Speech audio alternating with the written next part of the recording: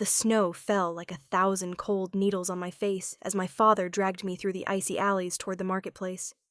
His fingers dug into my upper arm, not hard enough to leave bruises, but hard enough to make it clear that resistance was pointless. "Move, you worthless thing," growled Marcus, my father, whose breath reeked of cheap whiskey and desperation. People in the market turned their faces away when they saw us. They knew him. They knew us both. The lower city market was no place for hope. Here, the poorest of the poor sold their last possessions, their dignity, sometimes their children. The wooden stalls were crooked and rotting, the goods meager, moldy bread crusts, torn blankets, rusty tools. The stench of filth and human misery hung so thick in the air you could taste it. "Here," my father said, shoving me into the center of the square where the slave traders and brothel owners gathered. "Fresh meat, 18 years old. Can cook, can sew." I wanted to die. I wanted the snow to simply swallow me and make me disappear forever.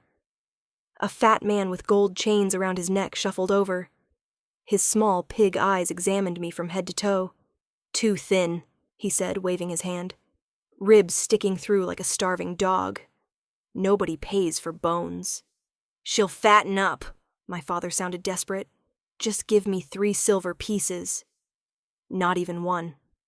The merchant spat in the snow at my feet and turned away. Another came, a brothel owner with a scarred face. He smelled of perfume and sweat. The face is mediocre, maybe for the back door. He reached for my chin. I bit him. He shrieked and struck me across the face with the back of his hand. My head snapped to the side and I tasted blood. "Marcus, your daughter is worthless. Please," my father begged now. The desperation in his voice might have moved me under other circumstances, but I knew what he needed the money for. Gambling debts. Wine. Always the cursed wine. Someone has to take her. She's hardly anything. The crowd laughed. Children pointed fingers. I stood there in the filthy snow, my thin dress clinging to my shivering body, waiting for the end. Then the crowd parted. A figure moved through the mass of people like a shadow running against the wind. He wore tattered rags, a hooded cloak so covered with mud and filth that you couldn't tell its original color. He was tall, no, massive, but he moved hunched as if every step caused him pain. People backed away, not from respect but from disgust. "A beggar," someone hissed. "The blind one from the ruins," another voice whispered. But he wasn't blind. As he approached, his face still hidden in the shadow of the hood, I could see his eyes, just for a heartbeat. They glowed, a deep, impossible gold, like molten metal in darkness. Then the look disappeared again, and he was just an old, broken man. "You're selling the girl." His voice was rough as stones scraping over rusty metal. My father hesitated. His pride fought against his greed. Yes. But you're a beggar. You have no money." The figure slowly raised a dirt-encrusted hand. The fingers were long and strangely elegant, despite the filth. He opened his palm. The crowd gasped. There, on his filthy hand, lay a single gold coin. But it was no ordinary coin. It was heavy, antique, stamped with a crest I didn't recognize. A wolf with a crown, surrounded by flames. The gold gleamed so bright in the dim daylight it hurt to look at it. "That's," my father gasped. "That's a royal minting. That's impossible. Where did you find it?" "In the ruins," the beggar said indifferently. "I don't need it." That was a lie. Any fool could see it was a lie. This coin was worth more than our entire district combined. But greed is blind, and my father was the greediest man I'd ever known. His fingers closed around the coin like claws around flesh. "She's yours," he said breathlessly. Then he laughed, a hollow, terrible sound. "Take her, scum! Take the worthless thing and disappear." I couldn't breathe. The world spun. The beggar nodded slowly. Then he turned to me. "Come," he said simply. I didn't move. I couldn't. Tears ran down my face, freezing on my cheeks. Come! This time there was something else in his voice. Not harshness, but sadness. Understanding. I stumbled forward. What choice did I have? Behind me, I heard my father disappear into the tavern, the coin clutched in his fist. He didn't look back. Not once. The snow fell harder now. The crowd dispersed, disappointed that the spectacle was over. And I followed a masked stranger into the darkness of the lower city alleys, certain this was the day I would die. The ruins of the east wall were no place for the living. Here, decades ago, the craftsmen's houses had stood before the great fire, consumed everything. Now only blackened stone walls remained, half collapsed, overgrown with ivy. The city had abandoned them. Only rats, thieves, and the poorest of the poor lived here. The beggar led me through a labyrinth of broken walls and forgotten alleys. I stumbled over frozen garbage heaps, slipped on icy stones. He waited patiently each time until I was back on my feet. He didn't touch me. He didn't speak. Finally, we stopped before a half-collapsed hut. The roof was gone, replaced by shredded canvas and rotting boards. Wind whistled through cracks in the walls. Here, he said, gesturing inside. I stared at him. This is your home? He nodded. You spent a royal gold coin to bring me here? To this ruin? Another nod. Then he went inside, his large figure ducking under the low doorframe. I had no choice. I followed him. The interior was better than expected, which wasn't saying much. There was a small room with a fire pit of stacked stones, where embers still glowed from the morning. A few old blankets lay in the corner, more holes than fabric, a rusty pan, a cracked jug. That was all. That? You can sleep there, he said, pointing to the blankets. I laughed. It was a terrible, hysterical sound.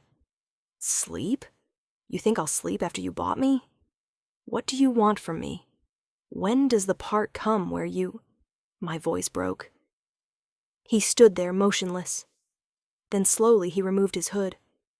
I backed away. His face was different. Not ugly, but scarred. A long scar ran from his forehead across his left eye to his cheek. The eye itself was milky white, blind. The other eye, the right one, was the glowing gold I'd seen. His hair was long, matted, black as coal. But despite the scars, despite the filth, his face had a strange dignity, a bone structure too noble for a beggar. I want nothing from you, he said quietly. I bought you so no one else could. I stared at him. That makes no sense. No, he agreed. It doesn't. Then he turned and began stoking the embers in the fire pit. But it's the truth. I stood there shivering, confused, exhausted. Finally, I sank to the cold stone floor. He worked in silence, added dry wood to the fire. Good pieces. Too good for a beggar. But I was too tired to ask questions. Soon flames flickered and warmth filled the small room. Then he did something that completely confused me. He took the best of the blankets, an old wool blanket that was still halfway intact, and laid it around my shoulders. You'll get sick, he said simply. So what?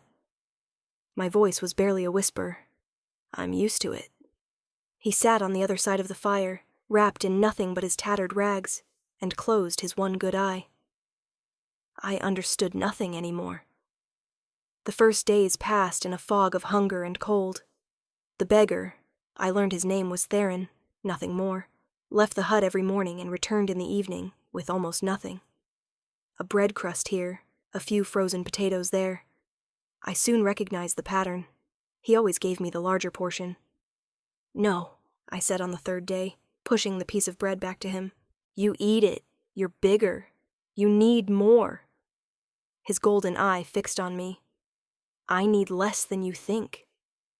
That's nonsense. You look like you're about to collapse. A faint, strange smile played around his scarred lips. I don't break so easily. But I insisted. I divided the bread into 2 equal parts. He watched me with an expression I couldn't interpret. Surprise? Respect? Thank you, he finally said quietly. For what? For not being like the others.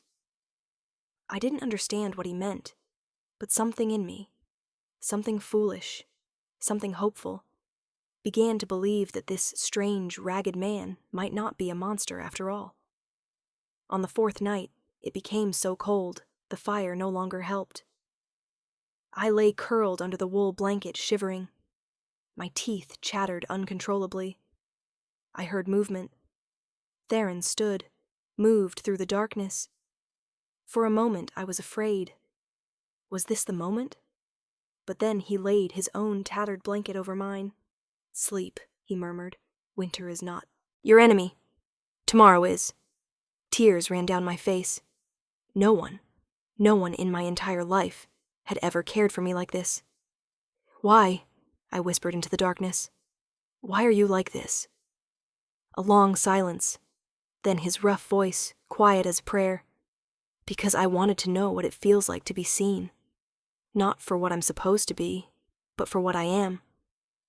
I didn't understand it. Not then. But I slept warm and safe that night, for the first time in years. The hunger grew worse. After a week in the ruins, Theron's meager finds were no longer enough. My stomach cramped and my hands trembled constantly. I have to go beg, I said one morning. He looked at me sharply. No. Why not? That's what you do. It's different. How? He didn't answer, but I saw something in his face. Worry? Fear? I won't starve just because you're proud, I snapped, standing up. I'm going. I expected him to stop me, but he only nodded slowly. Then I'll come with you. You don't have to. I'm coming. And so we went together. The marketplace was no friendlier. People looked away when I begged. Some spat. A child threw a stone at me that hit my shoulder. Theren stood silently beside me, his hood deep over his face. He said nothing, did nothing, but I felt his presence like a wall at my side. After hours, I had only 3 copper coins and a moldy carrot. That's enough, I said wearily. Let's go. We took the way back through the winding alleys of the lower city. Then I heard voices. Hey, there she is, Marcus's daughter. Heard she was sold to a beggar. 3 men stepped from a dark passage.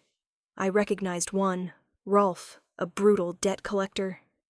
The other 2 were larger, broader, with scars and tattooed arms. My heart hammered. We thought we'd check if the beggar treats you like you deserve, Rolf said, grinning. His teeth were black. Or if we need to teach you a proper lesson. Leave us alone, I said, my voice trembling. Or what? Rolf came closer. Will your blind protector stop us? Theren still stood motionless beside me. He looked weak, frail. The men laughed. Rolf reached for me. I backed away and stumbled over a stone. I fell backward into the snow. Run, Theren said quietly. What? Close your eyes and run. I didn't understand, but something in his voice, something dark, something absolute, made me obey. I pressed my palms against my eyes and scrambled backward in the snow. Then I heard it. A sound like breaking branches. No, like breaking bones. A scream cut off in the middle. A dull impact. Twice. 3 times. Then silence. You can look now, Theron's voice said. He sounded tired, sad. I slowly opened my eyes. The 3 men lay on the ground. Rolf wasn't moving anymore, his neck at an impossible angle. The other 2, I couldn't see clearly in the dim light, but blood stained the snow black.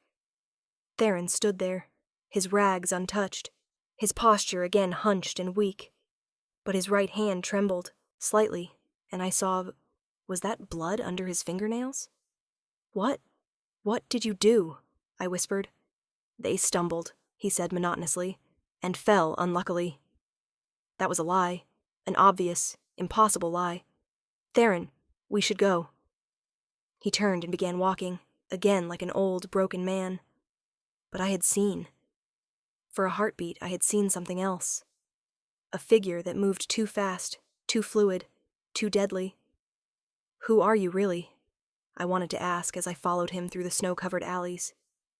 But I didn't speak the words. Not yet. Because part of me didn't want to know. Part of me was afraid of the answer. That night, I couldn't sleep. I lay under the blankets and stared at Theren's back. He sat by the fire, motionless as a statue. The firelight danced over his silhouette, and again, like at the market, I saw something strange. His shadow on the wall was too large, too wild. The contours were not those of a hunched beggar, but of an upright warrior, or something larger. "Theren," I said quietly. "Sleep, Sarah." "Who are you?" A long pause. Then he turned his head slightly so I could see his profile in the firelight. "Someone who wanted to learn if kindness exists when no one is watching," he finally said. "Someone who wanted to know if a person would save another, even when that other has nothing to offer." That still doesn't make sense. Not yet. A faint, sad smile. But soon. I wanted to ask more, but my eyes grew heavy. The warmth of the fire, the exhaustion of the day, the horror of the dead men, everything together pulled me down into sleep. My last memory was Theren's voice, barely audible. "Thank you, Sarah. Thank you for treating me like a human." The next days were strangely quiet. Theren left the hut less often. When he went, he returned faster, and the food got better. Suddenly we had fresh bread, dried meat, even a few apples. "Where are you getting this?" I asked, biting into an apple, the sweetest, juiciest apple of my life. "Found it," he said. "Theren, nobody just finds apples in the ruins." "I do." I gave up. It was pointless. But I began noticing other things. The way he moved when he thought I wasn't looking. Too graceful, too powerful for a crippled beggar. The scars on his hands. Not the scars of street life, but precise, linear markings. War scars. And his eyes. That one golden eye that sometimes stared at me as if it could see straight into my soul. Then, on the 10th day, everything changed. I was outside collecting firewood when I heard the thunder of hooves. I froze. Horses. Many horses. The ruins were silent. No one came here. No one except the desperate. I dropped the wood and ran back to the hut. "Theren!" I burst through the door. I stopped. He stood in the middle of the room, his hood already thrown back, and he looked different. Upright. Taller. His face was no longer that of a broken man, but of a hunter waiting for his prey. "I know," he said calmly. What do you mean, you know?" "They're coming for me." Before I could answer, the world outside exploded in noise. Hooves. Voices. Orders called through the air. "Search every ruin! The king must be here! Find him before—" King. I stared at Theren. What did they just say? He sighed. "It's time." "Time for what? Theren, what the hell?" The door burst open. 6 men in gleaming black armor stormed in, swords drawn. But they stopped when they saw Theren. Then, as one, they fell to their knees. "My king," said the leader, an older man with a gray beard. His voice trembled with relief. "We've searched everywhere. The entire kingdom is in uproar." "I know, Captain Brennan," Theren said, but his voice was different now. Deeper. More authoritative. The voice of a man accustomed to being obeyed. "I didn't want to be found. Not yet." I couldn't breathe. King. He was the king. The Alpha King. The legend. The warrior who had saved the kingdom from the Shadow Wolves. The man who had supposedly ended the border war single-handedly. And I had given him my bread crust. "Sarah?" His voice pulled me from my thoughts. He had turned to me, and his golden eyes were gentle. "I'm sorry. I should have told you sooner." "You I couldn't form the words. "I am Theren Wolfsbane," he said, "Alpha King of the Northern Realm. And yes, I disguised myself as a beggar." "Why?" the word burst out of me. "Why the hell would a king do something like that?" A sad smile. "Because I wanted to know if there's still kindness in this world. If someone would help a stranger without knowing what they might get in return." He took a step toward me. "And you gave me the answer." I shook my head. This was too much. Too strange. "My king," Captain Brennan interrupted. "We must return to the palace. The council is waiting." "Outside," Theren commanded, without looking away from me. The soldiers obeyed immediately. We were alone. "Sarah," he said gently, I know, overwhelming, but I have to ask you something." "What?" My voice was barely a whisper. "Come with me." "Where?" "Home, to the castle." He hesitated.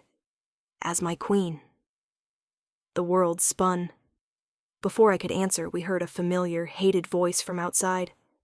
"Let me through, you damned soldiers! My daughter is in there." My father. Marcus. Theren turned to the door, and his face became a mask of icy fury. "It seems we have one more account to settle," he said quietly. And in that moment I understood. This wasn't just a rescue. It was a judgment. My father stumbled through the door, his face red from wine and cold. Behind him stood the royal guards, their faces expressionless, but their hands resting on their swords. "Sarah!" Marcus ignored the soldiers completely, his eyes fixed on me. "There you are. I heard the king's guard was here and thought—" He stopped when he saw Theren. The beggar was gone. In his place stood a man over 2 meters tall, with broad shoulders. Under the torn clothing, his scarred face might have been frightening, but it was his gaze, that glowing golden eye, that made my father freeze.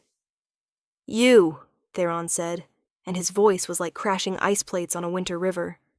"You are Marcus from the lower city." My father blinked. Yes. Who? You sold this girl for a coin." Confusion washed over Marcus's face, then recognition, then panic. You're the beggar, the blind beggar. How do you come to be here with the royal guard?"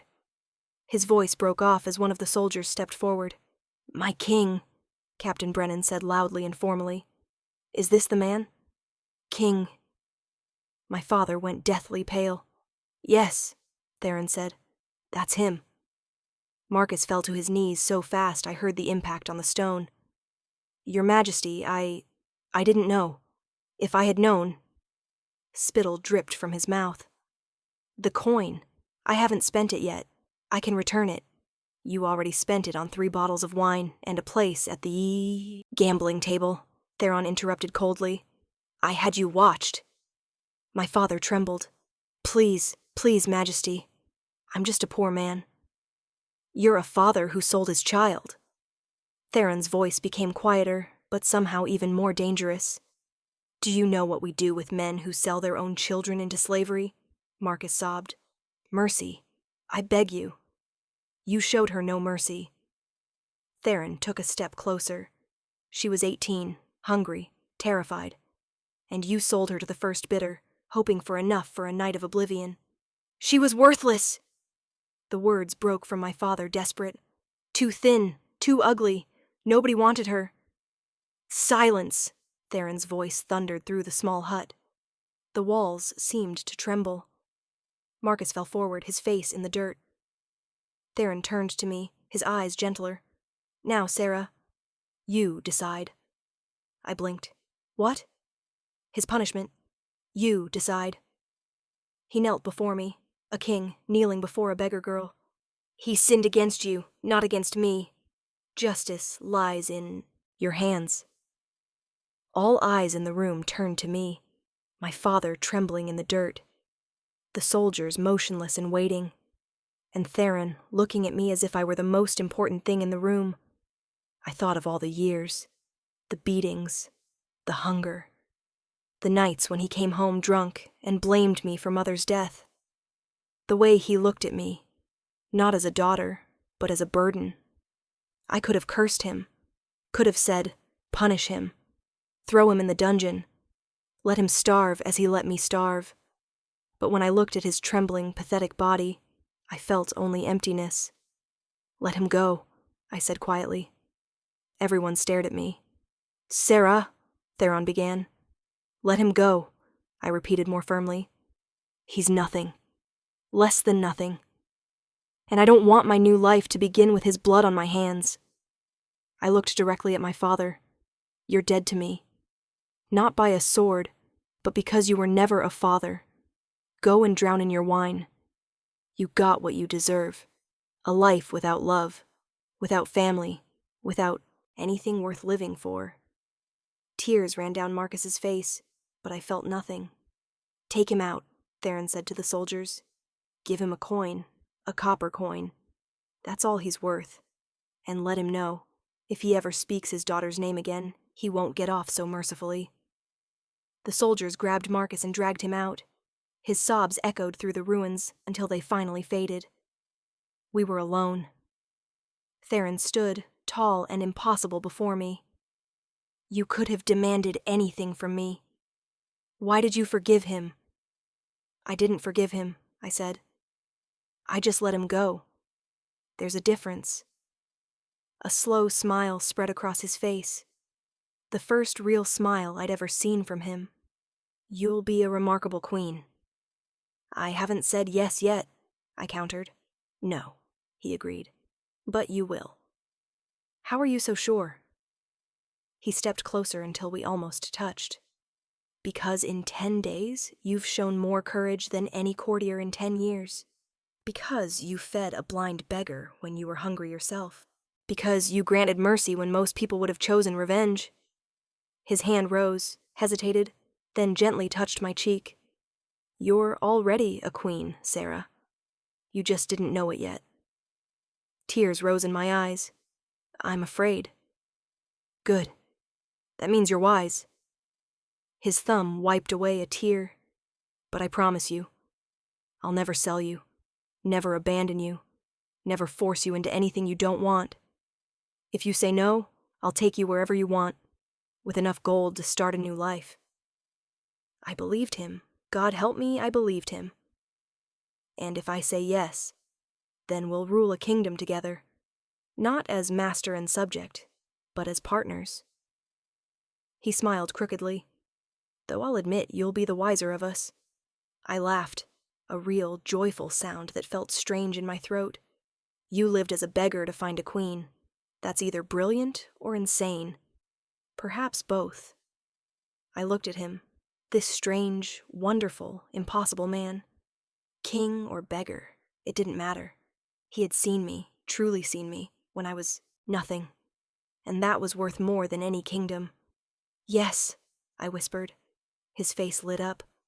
Yes? Yes, you fool. I'll be your queen. He laughed, a deep, joyful sound, and lifted me up, spinning me around in the small, shabby hut. The soldiers outside must have heard us, because I heard cheering. When he set me down, we were both breathless.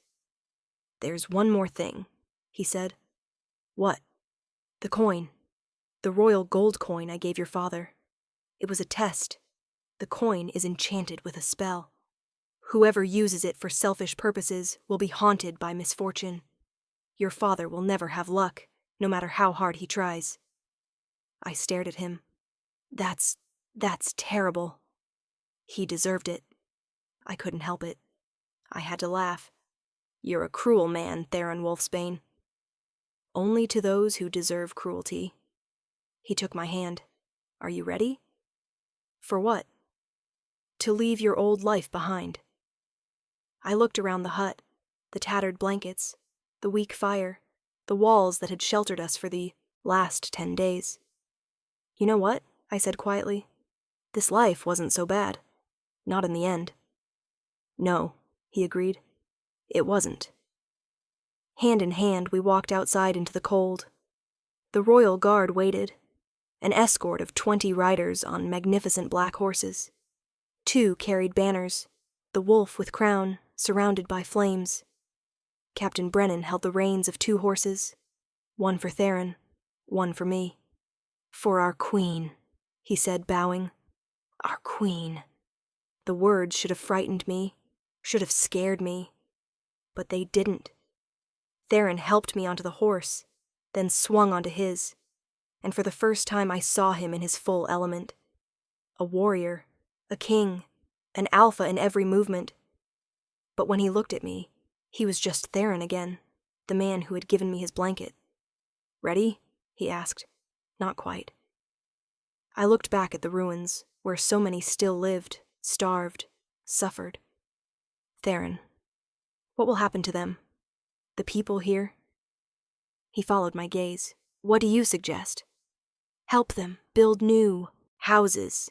Give them work. Give them—" I searched for the right words. "Give them hope." A slow smile. "Your first royal decree? If you want, then it shall be so." He turned to Captain Brennan. "Organize relief. The ruins will be rebuilt. Everyone who lives here receives shelter and work in the royal service." The soldiers struck their fists against their breastplates. A military salute. "In the name of the Queen," they called. And then we rode. We left the ruins, the lower city, the world of despair. The snow had stopped, and on the horizon the sun broke through the clouds. Gold and pink like a promise. As we rode through the streets, people came from their houses. First just a few, then dozens, then hundreds. They didn't stare at Theren. They stared at me, the beggar girl on the royal horse, the one who was sold, the one who now wore a crown. Well, not yet, but soon. And I saw something in their eyes I'd never expected. Hope. If a girl from the gutter could become queen, then maybe anything was possible. Theren reached over and took my hand as we rode. "Do you regret it already?" he asked quietly. I looked at him, this impossible, wonderful man who had walked through the streets as a beggar just to find kindness. "Ask me again in 10 years, I said. But I smiled when I said it, because for the first time in my life, I had something no one had ever given me. Not a home, not wealth, but something more precious. I had someone who saw me, truly saw me, and that was more than enough. The crowd began to cheer as we rode past them. They called my name, Sarah, Sarah, as if I were already something special. Maybe I was, or maybe Theren had been right. I always had been. I just never knew it. The palace appeared on the horizon. Its towers stabbed into the winter sky. It was larger, more magnificent than I could have ever imagined. But all I could focus on was the hand in mine. Warm, steady, real. "Welcome home," Theren whispered. And I knew for the first time in my life I truly was.